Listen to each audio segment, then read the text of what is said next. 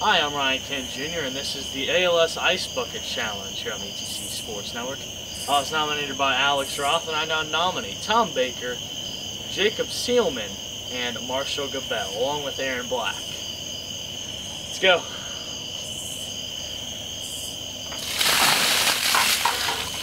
Welcome to In the Game here on the ETC Sports Network. I'm Ryan Kent Jr. That was footage of my ALS Ice Bucket Challenge. Let's get this show on the road.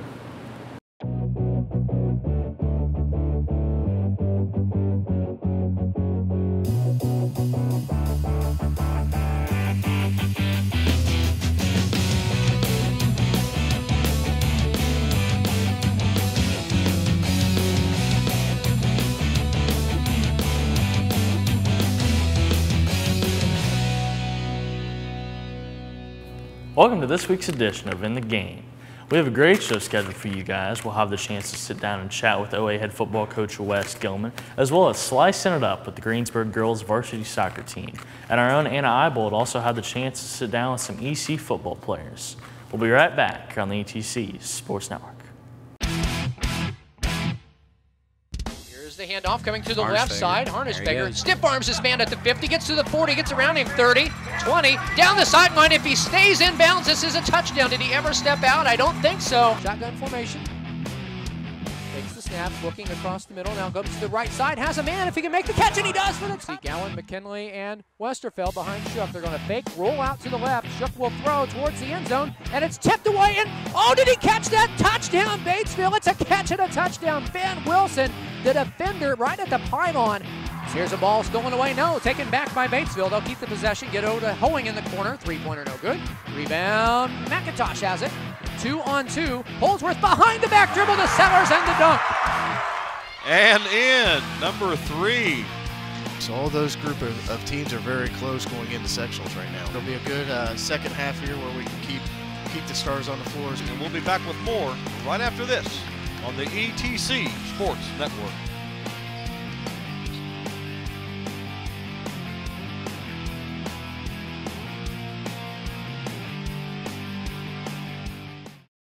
Welcome back to In the Game on the ETC Sports Network. I'm now joined by OA head football coach Wes Gilman. First off, Wes, all right? I'm doing great. Thanks for having me. Not a problem. Now, Friday night, you guys headed up to Indianapolis and played the Crimson Knights. Tell me about that game and your 38-29 win.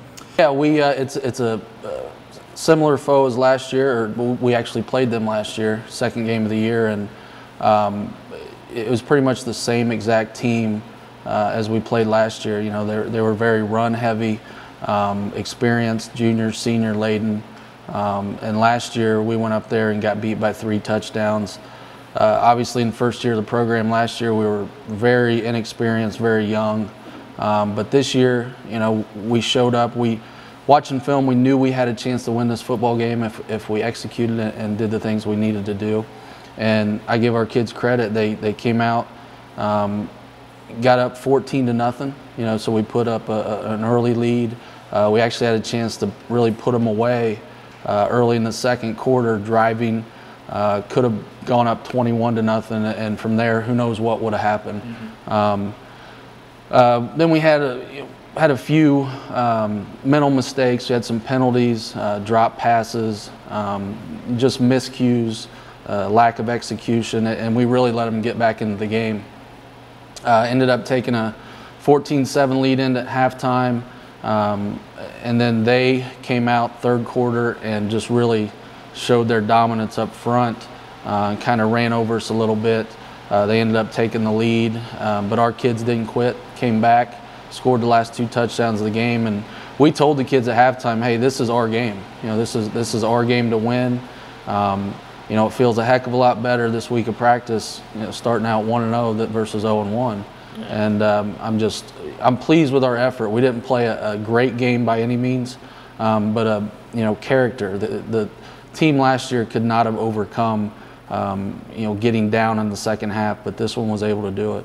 Now, speaking of last year's team, last year's players, how many players did you gain from last season to this season? Last year we had 16 kids. But of those 16, there was probably only 8 or 9 that had ever played football. Really? So it was, we were literally starting from hey, this is how you put your helmet on, this is how you tighten your shoulder pads. But then also we had some very experienced kids on that team as well. So it was a mixed bag. So it was extremely difficult. Practice throughout the week last year was, we couldn't even go 11 on 11 because we didn't have the numbers. We were sticking kids in that really should not have been playing varsity football at the time, and no fault of their own. It was just lack of experience and never playing the game before. This year we got 26 kids. We have a phenomenal freshman class, super talented. And then all the kids we had last year are now a year older. They spent the whole off season lifting weights, getting stronger, and just we instilled in them just the effort and the time it takes to be successful in this game, and they bought into it. Okay. Now, looking back at Friday night's game, with some of these new players, out of those players, who are some of the real strong players, the leaders on this football team? We've got quite a few. We've got a very strong junior class. We only have 3 seniors this year. Luke Roberts is our tailback and outside linebacker. Mason Garwood is a transfer from Greensburg. He plays guard and outside linebacker. Ryan Domingo is also a senior. He plays offensive tackle and middle linebacker. So those 3 guys are our seniors that play multiple minutes. They're also 3 of our 4 captains. Our other captain is Matt Mormon, who transferred in from Batesville a couple years ago. Phenomenal athlete, really good quarterback, good leader on the field, smart player, really smart player. He's a kid that I can talk to within the game, and he's really like a coach on the field. And then we've got multiple other guys that, with just that year under their belt, have just grown and developed. Jason Klein, Dominic Sigalotti, Brady Sturgey, Decker Horninger, Bobby Ash, Nick Bischoff. Just all these guys have just grown tremendously in the offseason. Now, other than Matt Mormon and some of the guys you mentioned, who are some of the standout players from Friday night's game? Friday night, if I had to pick some standout guys, it would be Matt. Obviously, Matt had a great game. Matt completed 50% of his passes, and we did have some drop balls too. So it could have been a lot higher than that. He ended up throwing for over 200 yards. Jason Klein, our tight end, caught 3 touchdown passes. Freshman Owen Sporleader, who's a phenomenal athlete, his probably his most comfortable position is quarterback. That's what he played in the past in junior high. But we've asked him to play receiver this year, and he's really taken to it. He caught a 71-yard touchdown pass, which was a huge play in the football game. Just overall, though, I mean, gosh, it's hard to narrow down, guys that individually are standing out because they're playing more as a team now. They're really just playing team football, and we've got leaders now on the team that understand that's how you win games. And they have a chemistry. There's a chemistry, whereas last year it was, it was difficult. It was difficult. I mean, for the players, and give them credit, they hung with it, and we kept telling them, hey, you're going to go through these times where you just feel like, man, I'm getting my head beat in every week. What's it worth? Why am I doing this? And we told them, hey, this is going to make you better. It's going to make you stronger, and it's already paying off. So just across the board improvement. Our offensive line, I cannot say enough about them. Just as much as they, in the offseason just lifted weights and really got after it. So across the board, just been drastic improvement. Now, looking at your schedule, you guys have all road games. Care to explain that? Well, we don't have a home field right now, so it's kind of makeshift, which makes it difficult for our players, for our coaches, for our fans. But there's things in the works to where I think a home field will come to fruition in the future. We're constantly looking at it as an administration, having football committee meetings and so forth to really map out the best approach to take this. There's been talk in the past about putting a field here, putting a field there, and a decision like that is just so important that we don't want to make the wrong one. Mm-hmm. you know, there's bodies in place and minds in place to make that happen. It's just going to take time, and we'll get through these first few years of playing on the road. We do have quote unquote home games at Brookville at Codiano Field. It's their youth football field. You know, they were nice enough to let us use it once this year. And then we also have another considered home game at Mount St. Joe University, which is a very nice field turf stadium. And then we're also playing at Roger Bacon High School, which is a nice field turf. So we make do with what we have. Is it difficult to go on the road every week and then get home at 11:30? Absolutely. But you know, that's part of the struggle. That's part of the grind, and you know, we welcome the challenge, really. Now, what are some of the biggest matchups for this Twister football team this year? Probably our first 3 games are very winnable. Our first 3 games are very, very winnable. We're fortunate enough to win Friday night. Next week we have Union County, which is going by their past records, they're not, typically not a great football team, but they're well coached. So they're going to bring it, but we have the athletes and the talent to hang with them and pull out a victory. And then we play a new program in Switzerland County week 3. So we could not easily, but we could conceivably start out 3-0, which would be phenomenal for a second-year program. And then we kind of go through the gauntlet for 3 weeks there in the middle of the season, where we have St. Bernard, Ohio, Edinburgh, South Decatur, all going to be very difficult games. But I think our kids will rise to the challenge. And then we end with 3 games that I think are very winnable as well. So it could be a successful season if our kids continue to just work hard and go and get after it. So now, you guys were 1-6 last year. That's 7 games. Adding any more games to the schedule in the future? Yep. In Indiana, you're only allowed to play 9. You're allowed to play 9 regular season games, plus a scrimmage. So we're playing the full 9 weeks this year. Which is very good, just getting these kids used to, hey, every week you got to bring it. Mm-hmm. So we've added some new opponents. We're not in tournament play yet. That's not till next year. But we'll play the full 9 games, and I really believe we can come out with a winning season. The improvement of the team is huge. So we're looking forward to it. All right, now one of these games is this Friday against Union County. You can catch that game on etczone.com. Wes, good luck this year, and good luck with the Twisters. Hopefully you can improve on the team and do better going forward. We'll do the best we can. Thanks for having me. I appreciate it. Yep, not a problem. We'll be right back on the ETC Sports Network.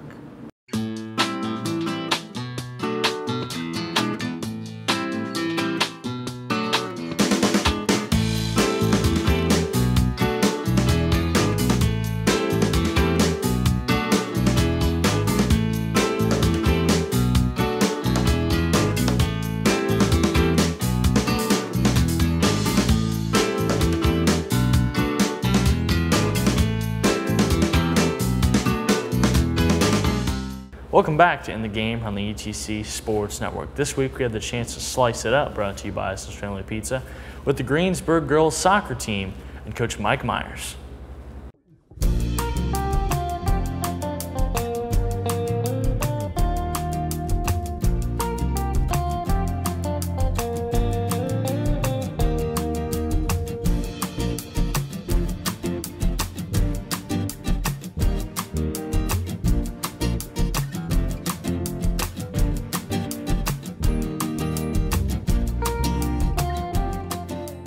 Hi, welcome to Slicing It Up, brought to you by Islands Family Pizza here on In the Game. I'm Ryan Kent Jr. I'm now here with Greensburg girls soccer coach Mike Myers. First off, Mike, how are you? Doing well, thanks. We got a win last night, so I'm definitely in a good mood. Tell me about that win. We went down to Rising Sun and won 2-1. Kind of came out flat in the first 20 minutes and then finally picked it up. We controlled the ball a lot all night, really outshot them. Found the net late in the game, gave up a goal we probably shouldn't have, and countered right back and scoring off a corner kick. So. Now, what's one of your favorite things about this Greensburg girls soccer team? They have a lot of energy. That's a girls team that's a lot of them with a lot of experience. We have basically 7 girls in each grade, and so just that they really do know how to play together as a team. Now you mentioned to me this is your 4th year coaching. Correct. A lot of the girls talked about how you were always, you were always on the bright side. You were always telling them to look up and get the positives out of things. Now that it's your 4th year, from your 1st year to now being your 4th, what do you think you've learned the most? Patience is one of the biggest things, and just always explain things, let the girls know what the purpose is behind what we're doing, and so that they can correlate that to the field, because giving them the right information and helping them out. So just trying to prepare them for the best situation on the field possible. All right, now what's one of your big goals for this season? Our goal for the season is a winning record. It's been a while since we've had one for our school, and the ultimate goal is a sectional championship. Now, how many matches do you guys play over the span of the season? We'll play 16 games before a tournament begins. So. All right. And then, of course, you head on to sectionals, hopefully regionals. Yes. Lastly, what's one of the biggest matchups? Always a big matchup and rival for Greensburg is Batesville. We haven't held our end of the bargain and given Batesville as good a game as what we should have the past few years, but we're getting there. So that's always just a natural rival. We kind of have some rivalry with Franklin County and Rushville as well. So, and as one of our sectional opponents, Triton Central. Well, Coach Myers, best of luck this season. Thanks for your time. Thank you.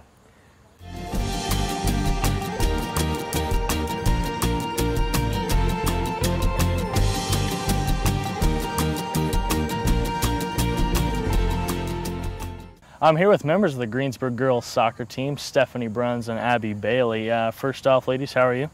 I'm good. I'm good. All right, good. Now, tell me about yesterday's match. We played Rising Sun, and we won the game 2-1. Okay. We played really good as a team. It was a nice start to the season. All right, now, your coach, Mike Myers, what's your favorite thing about him? I would say that he always helps us improve, and he doesn't like to dwell on bad things when we mess up and stuff. He's always really good at encouraging the team and keeping us together. So now I'm here with Riley Mercury and Molly Redmond here, members of the Greensburg girls soccer team. First off, ladies, how are you? Good. All right, now you mentioned to me earlier being a freshman for the first time kicking a soccer ball, now being a junior. What's that like? I don't know. It was a new experience. It was something different that I haven't done. Okay. Now, you being a senior and you being a junior, what kind of things have you learned from her? I've learned that whenever I play a game to always play hard and try my hardest. So I'm now joined by Kara and Sarah, members of the girls soccer team here at Greensburg. First off, ladies, how are you? Great. Good. All right. Now, you mentioned to me before being a freshman. What kind of things have you learned from being on varsity so far? I don't know. You have to be really, really fast and aggressive. All right. Now, being a senior, what kind of things can you learn from seeing a freshman on the varsity level? Freshmen should just know to listen to all of the seniors and just pass well, look up. Don't get down on yourself if you mess up. All right, I'm Mike Myers, and this is the ALS Bucket Challenge.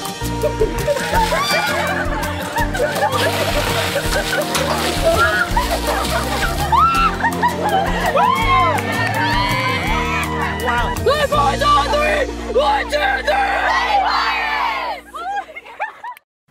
3! Community is people sharing a place, a story, information, a good time.